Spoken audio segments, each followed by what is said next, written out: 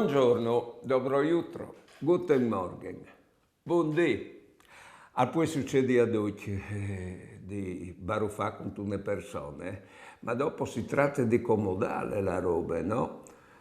Magari si ha la fortuna di avere la fuarce di domandare scuse, e chiaramente che covente fuarce come per perdonare, per domandare scuse. Ecco, oppure si lascia che passi il tempo con la speranza che smammissi le robis, o che si viaggi una fressura, un'occasione in cui tornare sul discorso, e tante volte il tempo le fa poi peggio la roba.